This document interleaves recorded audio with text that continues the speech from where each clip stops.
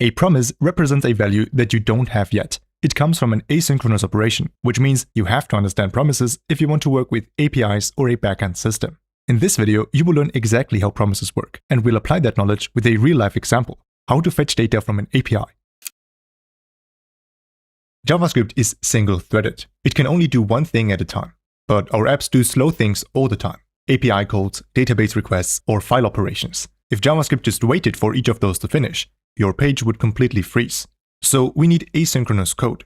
That means we can start a thing that we know is going to take a while, like a fetch request. And instead of waiting in that line of code, the rest of the code will continue to run. Only when that slow thing is ready, meaning when the promise was resolved, we continue with that part of the code in a then block, for example. Now, fetch returns a promise. But how does the syntax of a promise look like? The best way to learn this is when we take a look at how to create your own promises. Let's create a new promise. A promise has three possible states. When it is still doing something, it is pending. After the operation finishes, it is either fulfilled or rejected. The promise constructor takes one argument, a function. This function is called the executor. The executor receives two parameters, resolve and reject. We can call resolve when the operation succeeds. So if we actually had some code here, we could create a simple if statement to check if the operation was successful. For simplicity, our operation would just be a simple 5 plus 5. Now, if the operation was successful, and the answer is actually 10, in that case, we want to resolve the promise. So we call resolve. Else, if it wasn't successful, we have to reject the promise. So call reject. Inside this function, you can send something too, like a simple string. Now we can attach a reaction to this. We want to react differently depending on whether the promise was successful or not. And for that, we can use then and catch. We take our promise and call .then on it. Inside then, we get the value that was passed into resolve.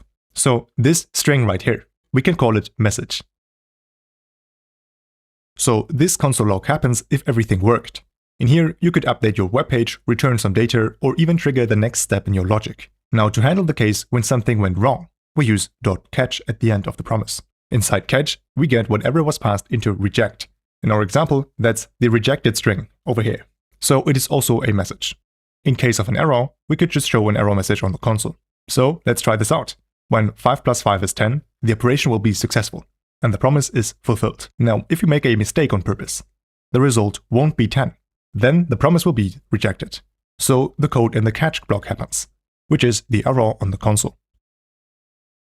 Now, of course, the response doesn't have to be a text message. You could also return complex data, like objects, for example.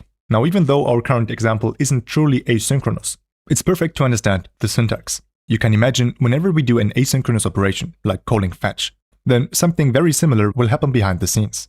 This fetch call will make a request to an API. The function returns a promise, which is fulfilled with a response object representing the server's response. So, on that promise, we can do the same thing as before. We use then and catch to do something if it was successful or not. Let's see how that works in practice. In this example, I want to know about the weather in New York. So fetch is going to make a request to the OpenMeteor API. So it talks to their server and asks for a forecast at those coordinates. But the important part for the promise is this. Fetch immediately returns a promise. It does not wait until the server's answer. That promise will eventually resolve in a response object. So in the first then, we get the response as the parameter. Now this response isn't the weather data yet. It's just the HTTP response wrapper. So let's log this to the console to see how it looks like. We can see all sorts of properties with all the information about the response. For example, the information if the response was OK. Let's check that with an if statement. If the response is not OK, we throw an error.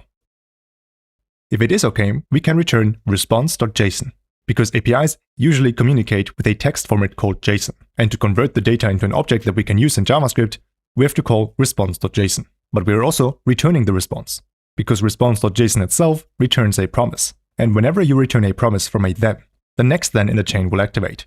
So the next then will receive the resolved value. Here we have data.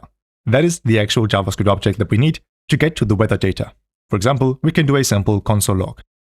Now usually you would have to find out a lot more about this API, but I know that the temperature is a data.currentweather.temperature, because I tried this out before. Now we can see the temperature in New York. So everything worked perfectly. But in case something goes wrong, we should add a catch block to log the error. For example, if the user is offline, then the promise will reject and the code in the catch block will run. In here, I do a simple console log. Now, if you make a mistake on purpose, For example, if we completely break the domain so the request can't reach the server, then the promise will reject. So the code in the catch block happens, which is the error on the console. That is just something you should know. Now, after this example, there's another important concept in promises you need to know, the .finally function. Sometimes you want to run a piece of code no matter what happened. So when you don't care if it was successful or not, finally will run once the promise is settled. This could be useful to stop a loading spinner, for example, or to re-enable a button that you disabled during an asynchronous operation. So let's imagine you have a simple isLoading state. Before we start the request, it is set to true. And in finally, we will always set it back to false. Now, depending on this isLoading state, you could show a loading screen, an animation, and disable form elements. Then, in .finally, all of this ends once the promise is settled. Now, at this point, I might mention that then, catch, and finally is just one way to handle promises. But you should definitely hear about the async and wait syntax. This is a newer way to write promise-based code, and you will see it everywhere in modern projects. Whenever you put the async keyword in front of a function, it means this function always returns a promise. If you return a value, JavaScript automatically wraps it in a resolved promise. If the function throws an error, it becomes a rejected promise. And very importantly, we need the async keyword in the function declaration so that we can perform an asynchronous operation with the await keyword inside that function. You put await in front of a promise. For example, fetch. This will pause the execution of that function until the promise is settled. Now, an important detail is it does not freeze the whole page or block the main thread forever. It just tells JavaScript, when this promise is done, continue here with the value. So in this example, we have 3 console logs. A is happening before we await the promise. B happens when the promise is resolved. And C happens after the code in the function. But if we test this code and look at the console, you will see the order A, C, B. So while we're still awaiting the value, the rest of the code down here can still happen.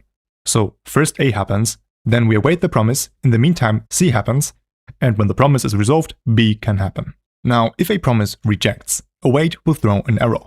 And that is why we usually wrap await calls in a try-catch block. In the try block, we do something asynchronous, like awaiting a promise. And in the catch block, we handle any errors.